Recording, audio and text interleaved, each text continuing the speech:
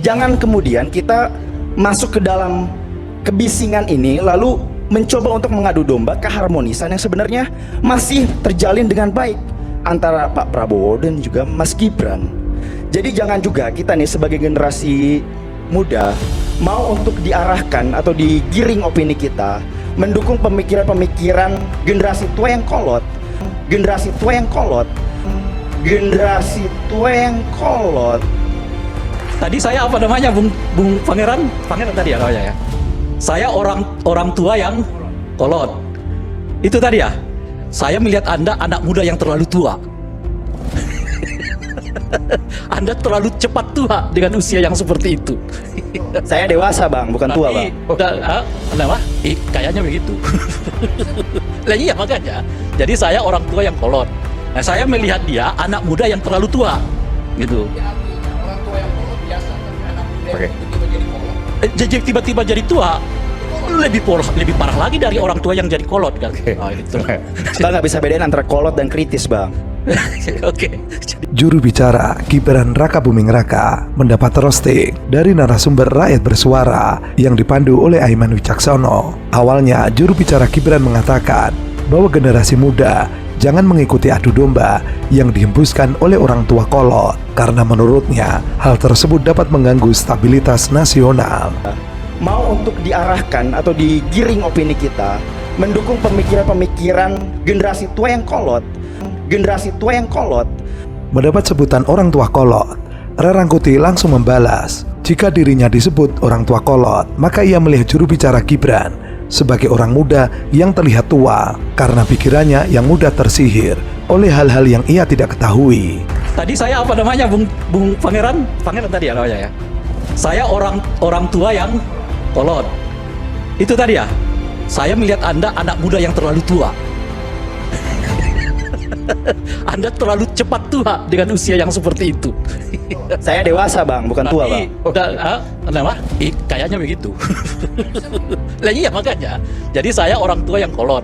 Nah saya melihat dia anak muda yang terlalu tua, gitu. Orang tua yang kolot biasa, tapi anak muda yang tiba-tiba jadi kolot.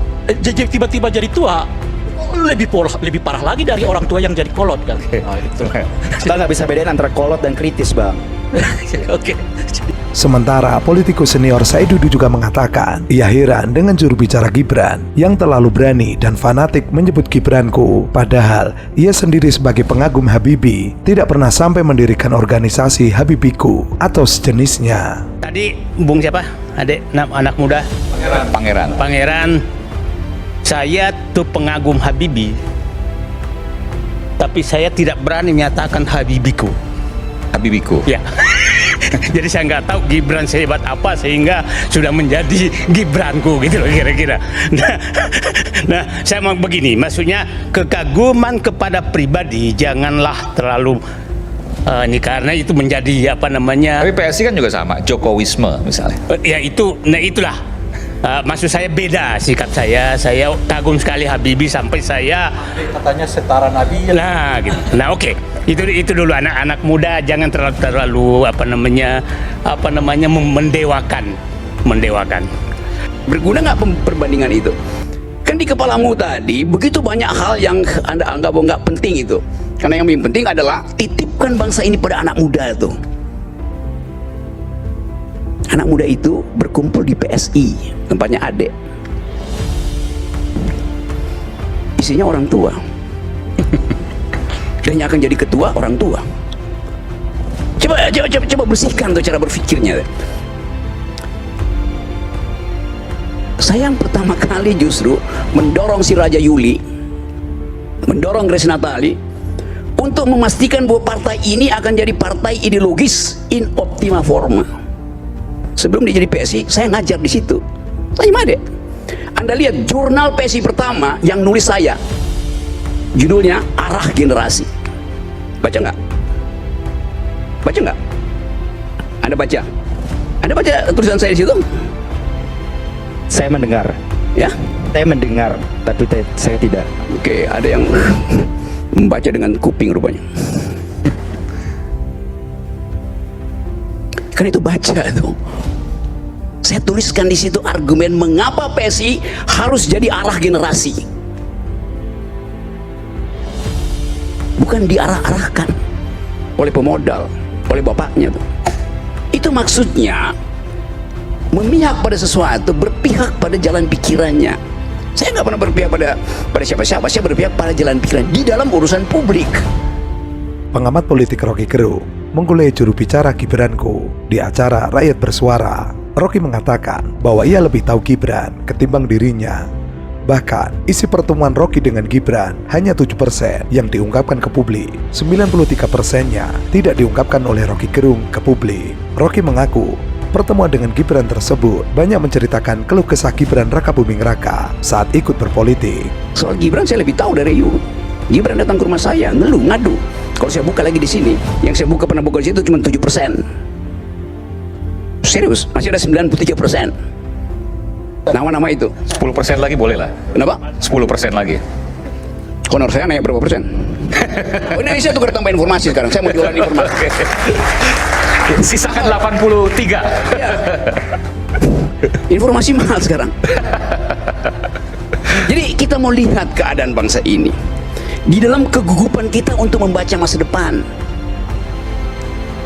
Anda Gibranku, Anda baca nggak proposal Indonesia 3 hari lalu di sidang ILO di Geneva? Baca? Nggak baca, gimana? Itu soal nasib tenaga kerja, buruh dan manusia Indonesia berhadapan dengan artificial intelligence yang nanti 3 tahun lagi itu akan menguasai sistem perburuan dunia. Yang ngomong di situ siapa? Jumhur Hidayat, yang naik panggung sama-sama Prabowo ketika hari buruh. Terus Anda nggak tahu apa yang Anda akan terangkan pada Gibran kalau Gibran bertanya ILO itu apa? Rocky Gerung lalu mempertanyakan kepada juru bicara Gibranku apakah ia telah membaca tulisannya yang pertama kali dimuat di jurnal PSI. Pasalnya, saat ini PSI ganti haluan. Dari dulunya adalah partai anak muda, kini akan dipimpin oleh generasi tua. Artinya tidak punya idealisme terkait dengan partai anak muda. Selain itu, Rocky juga mengkonter pernyataan dari juru bicara Gibran terkait dengan gerakan Purnawirawan yang ingin memakzulkan Gibran. Kan itu pentingnya. Anda mau dukung Gibran dengan kekosongan. Reason issue Anda nggak ngerti, bagaimana coba? Gibran butuh konsultan. Saya pernah bilang ke kalian itu, Gibran butuh konsultan yang betul-betul paham tentang reason issue. Saya bantuin Gibran. Gibran, ganti konsultanmu, bodoh semua. Serius. Itu akibatnya begitu.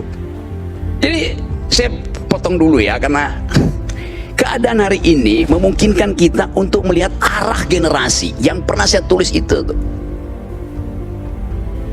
Bukan sekedar ini Gibranku, mana Gibranmu? Apa itu gituan? Kasih isi dong tuh pada bangsa ini. Kasih pendapat itu. Menurut Rocky, bonus demografi akan benar-benar terjadi jika bersamaan dengan bonus-bonus lainnya. Hal tersebut tidak hanya berbicara terkait jumlah penduduk, namun juga bagaimana kualitas mereka. Maka yang perlu menjadi sasaran prioritas pemerintah saat ini mestinya pendidikan anak-anak Indonesia. Menurut Rocky, jangan terlebih dahulu berbicara tentang bonus demografi jika yang menjadi pekerjaan rumah paling utama belum selesai dikerjakan, padahal itu merupakan penunjang kemajuan. Jadi Gibranmu adalah Gibranmu, bukan Gibranku. Nggak ada soal juga di situ. Tapi yang kita mau pastikan bukan pemaksulan Gibran, tapi menghentikan kedunguan yang diproduksi termasuk oleh Gibran. Kalau Gibran bukan wakil presiden, nggak mungkin istilah kedunguan itu saya terapkan pada beliau itu. Tetapi karena pejabat publik itu ada standarnya, maka kita terpaksa mesti terangkan itu. Pikiran Purnawirawan mengintip soal kedunguan apa enggak? Ya mungkin tidak. Dia mengintip soal pelanggaran etik di Mahkamah Konstitusi. Dan pelanggaran etik itu adalah hoax. Nggak benar pelanggaran etik itu. Ya kan? Hoax kan? Ya. CC Jimli Asidik. Berarti Anda nggak baca pertimbangan Jimli Asidik sehingga mengeluarkan itu. Iya, tapi Jimli Asidik kemarin bicara bahwa tidak mungkin Gibran dimaksudkan akan diproteksi oleh presiden. Itu dua argumen yang berbeda. Dia melihat tidak mungkin karena akan diproteksi oleh presiden. Jadi dia mengetahui akan diproteksi, oleh karena itu dia batalkan pelanggaran etisnya. Menurut Rocky, tidak heran jika Gibran tidak memahami istilah semacam itu karena yang disampaikan tidak keluar dari pikirannya sendiri. Hal tersebut terlihat saat Gibran berbicara di depan kamera. Tatapannya terlihat kosong. Jika memang disampaikan tersebut telah terkonsep di dalam kepalanya, maka dengan segala teknik apapun bisa ditaklukkan.